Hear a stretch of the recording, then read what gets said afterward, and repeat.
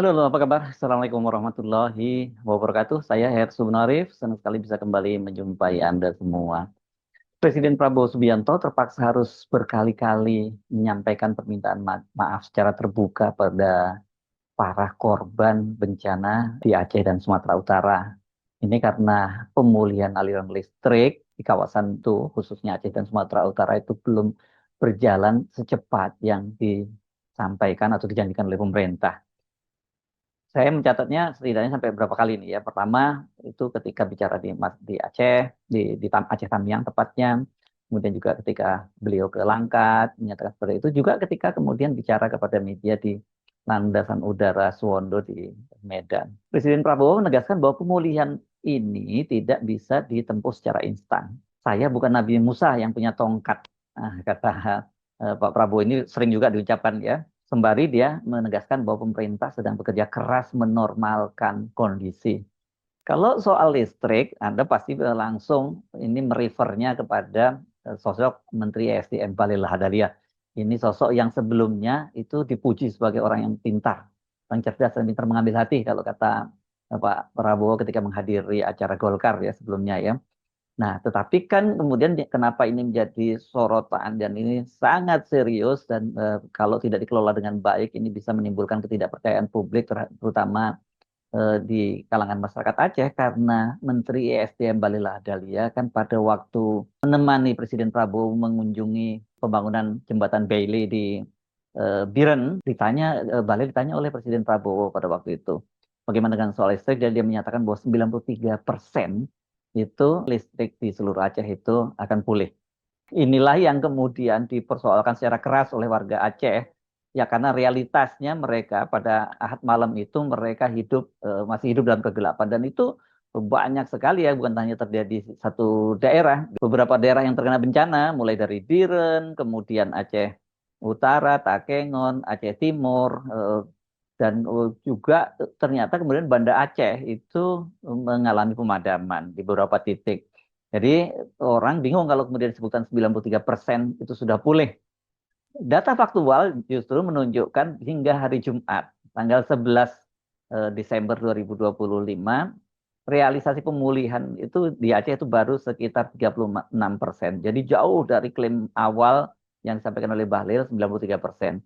Dan tekanan publik yang sangat luar biasa karena orang Aceh sangat marah dan menyebutnya Bahlil sebagai penipu atau jangan menipu Presiden Prabowo dan juga jangan menipu warga Aceh itu membuat Bahlil akhirnya melakukan klarifikasi dan permintaan maaf bersama dengan direksi PLN yang melakukan secara daring itu Bahlil pada hari Rabu tanggal 10 ya Desember 2025 atau 3 hari setelah peristiwa itu dia kemudian gelar jumpa pers dan kemudian menjelaskan apa sesungguhnya yang terjadi dan di situ direksi PLN juga menyatakan dengan tegas bahwa ternyata ini kerusakan yang terjadi itu di luar perkiraan mereka gitu. Jadi mereka sendiri juga tidak bisa menyelesaikan dengan cepat pemulihan untuk suplai listrik itu. Klaim atau laporan yang tidak benar kepada presiden inilah yang kemudian banyak sekali mendapat sorotan dan juga dikait-kaitkan dengan keberangkatan Presiden Prabowo ke luar negeri karena Presiden Prabowo pada tanggal 7 itu kan melakukan kunjungan kenegaraan ke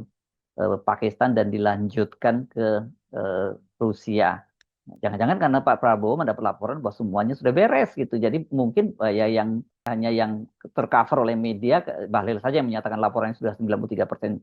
Jangan-jangan Pak Prabowo juga sudah mendapat laporan yang lain-lainnya juga menyatakan sudah beres urusannya begitu ya. Karena sekarang ini saja kan lagi ribut-ribut itu ya di Aceh Tamiang, BNPB itu bantah klaim dari para warga di sana yang menyatakan bahwa tenda-tenda BNPB yang dibangun di atas jembatan di Sungai di Tamiang itu baru selesai dibangun sebelum atau menjelang kedatangan Presiden Prabowo. Dan BNPB membantahnya, katanya menyatakan itu eh, sudah jauh-jauh hari sudah dibangun, tapi memang pembangunannya tidak bisa diselesaikan dengan cepat. Oke, tapi sekarang ini cenderung apa-apa informasi-informasi dari masyarakat, apalagi dan kemudian juga itu viral di media sosial itu jauh lebih dipercaya oleh publik ketimbang apa yang disampaikan oleh pemerintah dalam hal ini misalnya dalam kasus di Aceh Tamiang adalah BNPB. Ini jadi PR besar juga begitu ya. Nah, kunjungan Presiden Prabowo ke Aceh Tamiang itu pada hari Sabtu tanggal 12 Desember menjadi salah satu momentum penting tuh sekarang ini dalam penanganan bencana di Sumatera karena Presiden Prabowo itu sepulangnya dari kunjungan dari luar negeri dari Rusia itu langsung terbang ke Medan untuk berkunjung ke daerah bencana. Jadi ini saya kira mungkin karena Pak Prabowo pasti mendapat laporan-laporan karena banyak sekali muncul kecaman dari netizen itu di media sosial karena Pak Prabowo dianggap kurang empati karena dia meninggalkan rakyatnya sedang mengalami bencana untuk melakukan kunjungan ke luar negeri yang dinilai oleh para netizen itu tidak cukup urgent gitu dibandingkan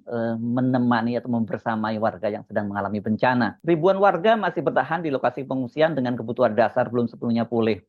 Salah satu persoalannya tadi selain soal tenda yang dipersoalkan tadi, yang paling krusial itu adalah listrik yang belum kembali normal. Ketika berdialog dengan warga, Prabowo mengakui langsung bahwa pemulihan pasokan listrik berlangsung lambat dan dia meminta maaf apabila masyarakat masih merasakan dampaknya.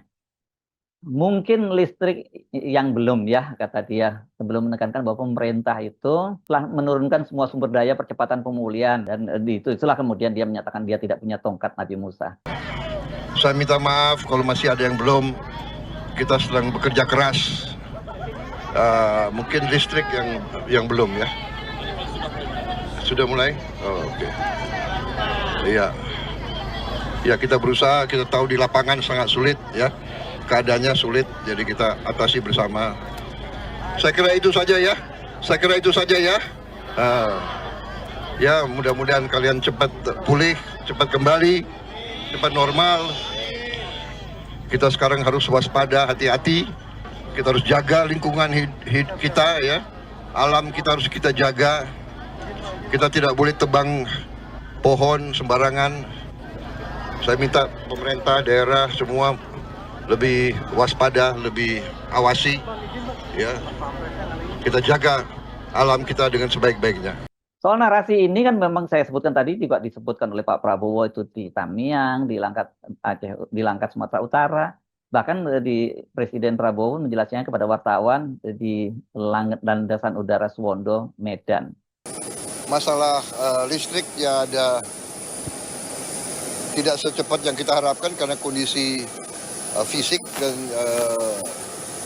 kondisi-kondisi alam yang masih kita harus atasi ya. Menara-menara itu sangat berat, kemudian ada kendala-kendala, sebagian masih banjir sehingga kabel-kabel tidak bisa tembus, tapi insya Allah kita harapkan ya mungkin 1 minggu mudah-mudahan ya, tapi jangan kita terlalu berharap semua bisa sekejap ya. Saya sudah katakan berkali-kali saya tidak punya tongkat Nabi Musa, tapi semua bekerja keras. Jadi memang soal begini-begini ya, laporan asal Bapak Senang dan sebagainya. Ini kita nggak tahu yang laporan Bapak Senangnya ini dari PLN ke Bahlil dan kemudian akhirnya Bahlil menyampaikan kepada Presiden atau itu inisiatif dari Bahlil sendiri. Karena memang ini sangat berbahaya sekali ya, selain ada kemarahan, tapi juga ini berkaitan dengan tingkat kepercayaan publik terhadap pemerintah. Apalagi terutama di wilayah Aceh yang sekarang ini memang paling menderita ya. Buat mereka ini soal-soal yang kosakata atau frasa menipu itu sangat sensitif kalau mau belajar sejarahnya. Sudah saya bahas di konten saya sebelumnya ya. Jadi kalau berdasarkan laporan, bahwa hingga Jumat itu saja tingkat pemulihan listrik itu baru 36%, bukan 93%. Ini selisih yang sangat besar dan ini bisa memicu pertanyaan serius mengenai mekanisme pelaporan, kemudian koordinasi pusat daerah dan validitas data internal bukan hanya Kementerian ESDM maupun PLN, tapi juga data-data yang lain. Karena ini kan sebenarnya bukan hanya soal listrik yang dipersoalkan oleh para korban bencana. Kasus ini kosakata frase bahwa rakyat Aceh meminta agar Bahlil memperingatkan Bahlil jangan menipu presiden itu menempatkan Kementerian ESDM dan PLN dalam sorotan publik. Ini kan menunjukkan bahwa koordinasi yang longgar menciptakan kesenjangan persepsi antara pemerintah pusat dan kondisi real masyarakat di lapangan. Dan bagi publik Aceh, insiden ini meneguhkan kesan bahwa birokrasi pusat seringkali tidak memahami kompleksitas lapangan ketika bencana besar terjadi. Permintaan maaf Presiden Prabowo bisa dibaca dalam 2 arah. Di satu sisi ia berusaha mengambil alih tanggung jawab sebagai kepala negara, langkah yang secara politis dapat meredam amarah publik. Namun di sisi lain pengakuan bahwa pemerintah tidak mampu memenuhi ekspektasi mengindikasikan adanya masalah struktural dan tata kelola penanganan bencana dalam sektor energi. Pertanyaannya sekarang ini jadi bergeser nih, apakah data yang disuplai kementerian dan lembaga kepada presiden ini bukan hanya SDM sekali lagi ya, ini benar-benar melalui proses verifikasi yang ketat. Di selain kasus Kementerian ESDM dan PLN, saya kira yang lain-lain juga mesti mulai introspeksi nih, apakah mereka bisa memastikan kejadian itu tidak terulang lagi.